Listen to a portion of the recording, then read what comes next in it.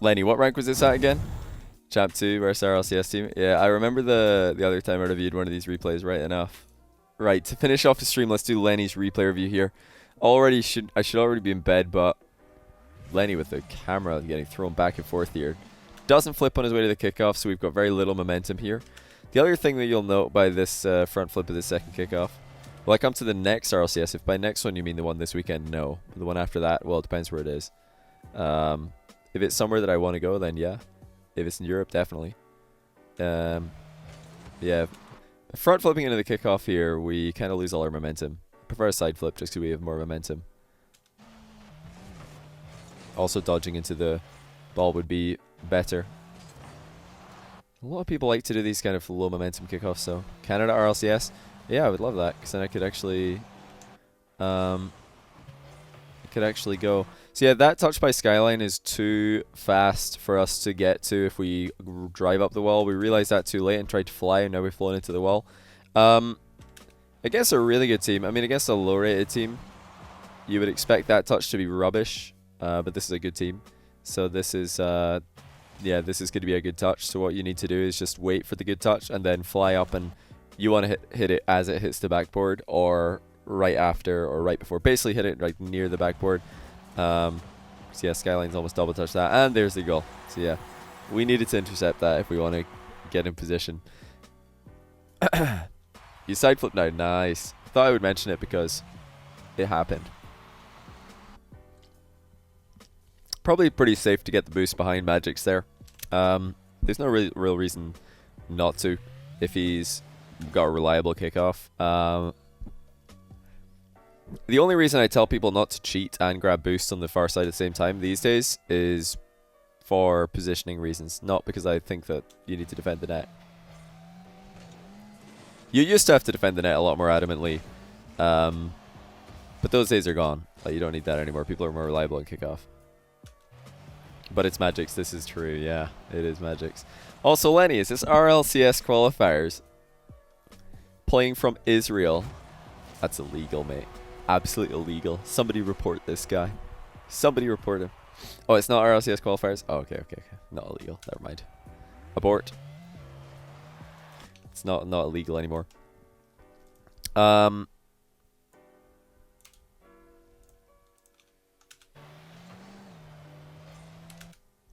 Interesting kickoff. Not sure what we're doing here. Like I've said in the past, and I'll say it one more time just in case anybody's new here. If you want to do a cheat and a boost grab on the double diagonal kickoff, it's better to grab the boost with the person who spawns at the back and cheat with the person who spawns at the side that isn't going for the kickoff, because there's going to be more boost on the side of the field that your kickoff man lands on. In this case, Gavalav is going to go for the kickoff. He's going to land on this side, like one of these two quadrants most likely. Leaving this boost up is good for him. So we want to grab the boost over there if we're going to take one of these two boosts and make it that one. And then if we want somebody to cheat, 5 Magics can just grab this boost, and cheat slow. Or you can just flip straight into the middle if he wants to cheat close. But you'll see, like right here, what happens when we do it wrong. Yeah, Gavalav lands over here. He's in the front right quadrant. Back corner boost has just been taken by Skyline. This one's just been taken by Magic's. Alex161 is going to take the one in the midfield. Now there's literally no big boosts on this side of the field, and Gavalav has to settle for the small pads. Lenny does a little circle, which is okay, but doesn't really commit to a cheat or a boost grab. And now Gavalav's going to look for boost. That one is also gone. This one is miraculously up. I'm surprised Lenny didn't take it. But yeah, this could have been a disaster. Gavalav has basically been out of the game for ages here. Now he's in the game. But yeah, you can... This is... I'm not even mocking Lenny Gavin Magic's here. It might look like I am, but this is something that pro teams do as well. They make this exact same mistake. The only teams who don't do this now are Dignitas and Rogue. Dignitas because their coach Snasky asked me how to do that kickoff, and I explained it to him and he explained it to them. And Rogue because they watch my replay reviews, or Kronovi watches my replay reviews, and he heard me explaining this, and now Rogue did it. But everybody else I think still does it wrong. One day they're going to get it right though. Nice little wave dash recovery there by Lenny. Very clean. Impeccable recovery on it, right? Oh, we've turned as well. Well, yeah, this is never going to be a functional recovery. We know that somebody's back in it or following us up here. You saw Skyline to your left there. So we're not beating him to that ball. We have to pop it. It's the only way that we're going to interfere with the play. But better still would probably just be to take the boost. Nice pass. Nice. Okay, we do get dunked on. The most important thing in this kind of position, so if you're going to try and go for a boomer of a clear or a pass or any hit really, and there's a opponent jumping up in front of you, your number one objective is not to let him dunk on you. So think about, where is he going to block? What side of the ball does he want to cover? Well, here he's going to dive to the left of the ball as you're looking at it to block your shot. How do we counter that? We go to his right or go over his head. Just get it. Make sure we hit it past him. Don't get dunked on. We've walked right into the dunk, and now our team's under pressure again. It's another thing that's really common, especially in ranked, is people walk into dunks all over the field. They think, maybe I can squeeze it past this guy. Nope, get dunked on. Maybe I can squeeze it around this guy. Nope, you just got dunked on as well. Okay, that's a good save. Nice pass by Gavalav. Magix didn't have enough boost to really do much with it. Lenny trying to read the whiff. Unlikely to happen, but hey, we've got two teammates backing us up, so it's all good. We almost get a goal out of it. It's decent pressure. To be fair, he was very quick. Yeah, you could have seen it coming, though. You knew he was going to try and block you, right? This is especially when you're against good players, this is the thought process that you need to go through. Is my opponent going for a block? If yes, he probably thinks he can get one. So, let's not hit the ball where he thinks it's going to go. Let's hit it somewhere else. Because if he thinks he can get a block, and he's a good player, he probably can. So we shouldn't hit it the way that he's blocking, that he's likely to block. We should hit it somewhere else. Because the higher rank you go, the more rare it is that you can sneak a ball past somebody. People are better at judging whether or not they actually have a block on your hit or not. And that's when you have to start hitting it sideways, moving the ball laterally, rather than just straight at the predictable angle. And getting dunks on every time. Not Painter1, thanks for the 2-month prime. And Flubber RL, thanks for the 3-month prime. Welcome back, guys. Very kind of you. We got the double kickoff over here. There's a dunk by Lenny. So Skyline actually kind of making the same mistake here, because he's so desperate to force a passing play, I guess. He wants to chip it up to Tigre so that Tigre can aerial onto it, but there's an obvious Lenny dunk coming in here. This is just bad play to get dunked on here. It's so obvious that the dunk is coming in. Like, that is blatant. And Skyline could play around this by just steering a bit more harshly, clipping the ball on the left-hand side to chip it into the sidewall above Tigre. Then it'll bounce back in field, and he can pass it on the second touch. Infinitely better than this, which just gets dunked on. Yeah, people are obsessed with walking right into dunks, right up to the highest level for some reason. They're only thinking about, ooh, maybe I can sneak this pass through, maybe I can sneak this shot through. Never thinking, should I just go around this guy who's flying in?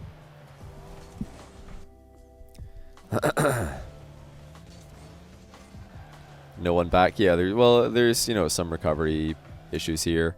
I'm trying to talk about the things that are more easily fixed or more important. So this position I don't really like. It's a bad habit to rotating into this position is pretty bad habit, because this time we're perfectly safe from demos, but very often if you rotate back into positions like this, you're just going to get demoed, or you're a sitting duck for demos. If you slot yourself in here though, just get into this position in the near post, you're much safer from demos, because people can't round this corner at Supersonic and get you. And then you can also have better vision of what's happening in front of you. Here, you're not likely to get in too much trouble because the entire enemy team are all in front of you. So they don't even have anybody in the middle to chase this. But this is rare. Usually the other team will be better spread out than this.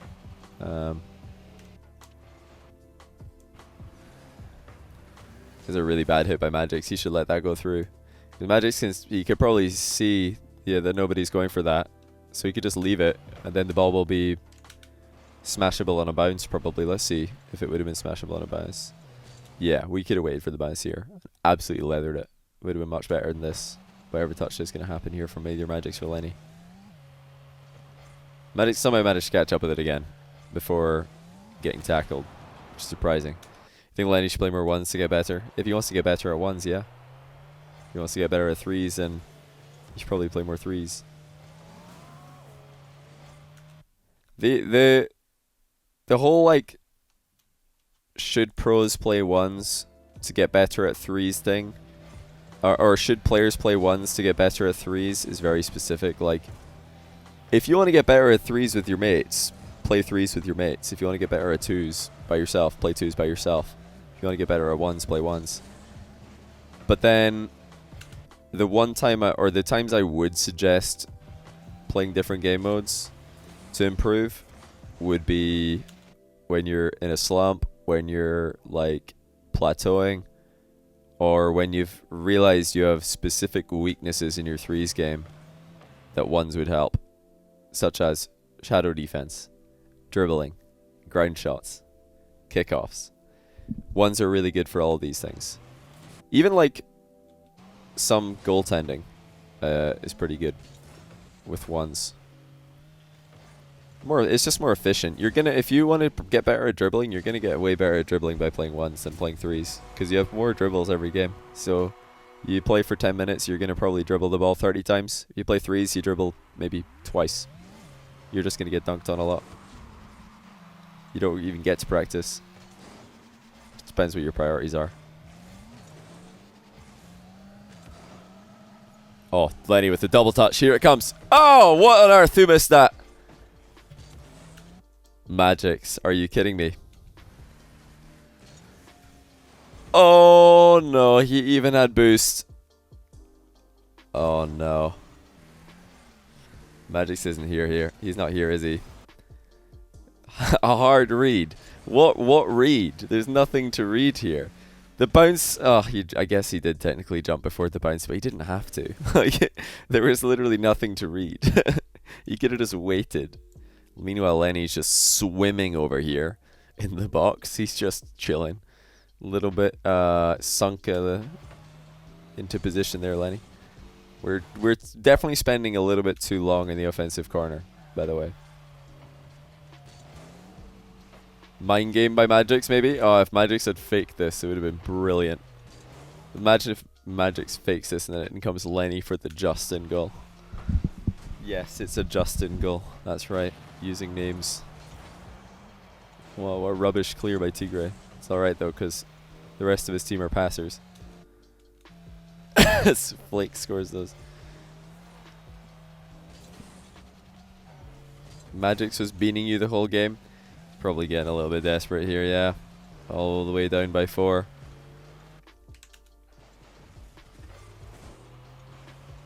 Understandably, against really good players, you guys are playing a little bit panicky. But there have been some missed opportunities to like control the ball, or at least try and pass the ball. Gavilev's cars, man. Like, he's worried that Tigre is going to beat him to this, which is why he rushes. But yeah, if this was a team... Whoa. When your teammate's car looks like that, you already lost. Gavilev always has the worst cars. Look at this thing. How does he play like this? I don't know how people can even play Rocket League with cars like this. Whoa, Lenny. You alright there, bud? We're kind of flipping the wrong way a little bit. Oh, pre-jump. Whereas Lenny does like his pre-jumps.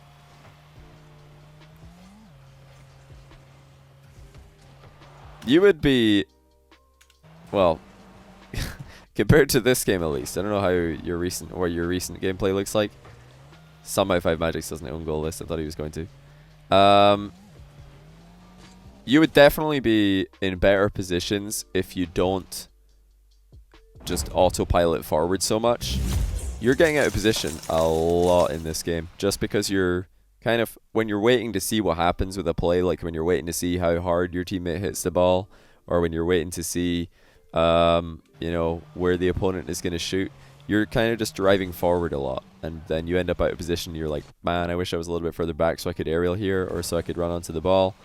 So you might be better if you just start chilling in goal. You might want to just chill in goal more.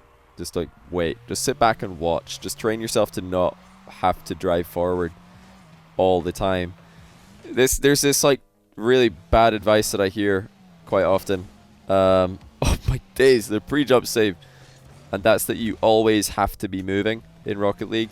No, you don't. This is nonsense. You don't always have to be moving.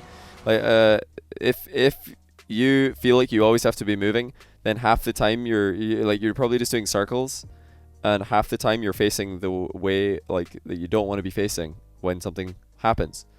Like if you're waiting like for a 50-50 to happen in front of you and you don't know which way the ball's going to go because it's a 50-50, it could go like straight off a sidewall, it could go roll up the sidewall, it could go straight into the air. But all those things you want to be facing forward so that whatever happens you can react to it, and then if it goes wrong then you can turn and go back.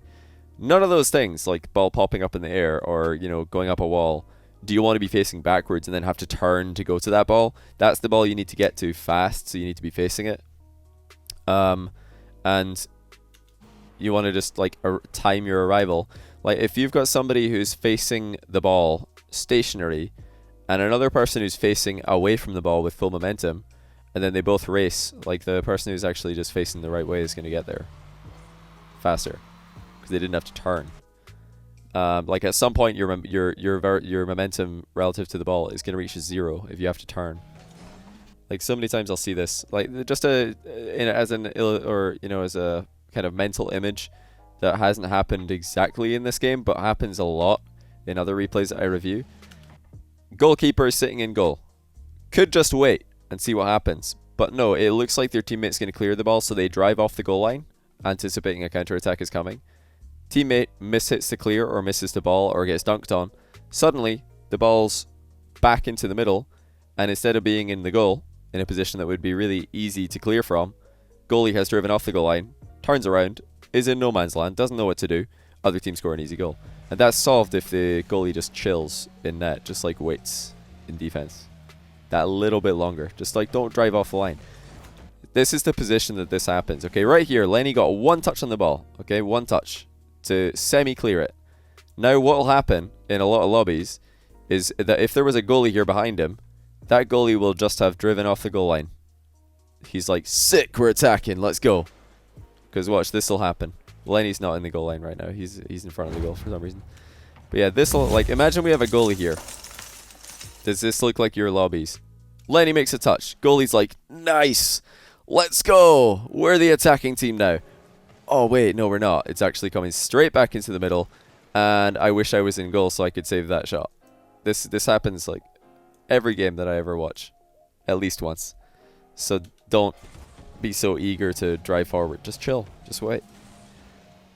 Like, yes, once you're a really, really top level player, momentum becomes very important, and being able to move fast is a big deal. But if you're not literally at the very top level, you're probably just going to be driving out of position half the time that you're just trying to keep your speed up. You're just moving in the wrong direction all the time. Lenny with the casual floor pinch here just ruins Alex161. Check him out. Nice little boost grab there by Alex. Oh, Lenny, how does he do it? Wouldn't the third man be taking the goalie's spot in the rotation? I mean, this is you're being very specific here. I'm just talking generally. Like, I think that third man back. I was talking about the third man back. I think in Rocket League the third man back is more often than not way too eager to advance his position when it would actually be better if he just stayed where he was. I was referring specifically to third man back misplaying. Yeah, this would be the one thing I would change about your play, Lenny, for sure. Why are you not boosting? You're so slow. Probably just, I mean, it's 6-1 at the end of the game. But yeah, nowadays I imagine you're much better than this because this is a while back. This happens so much. Well, actually, at the end here, like, I wasn't really going to say anything because it's like 6-1, you know.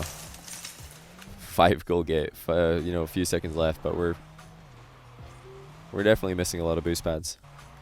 But yeah, decent play. We got a goal at least on Alex161. An awkward tree, thanks to the 8-month tier 1. Welcome back. And Betty Crocker, thanks to the brand new prime.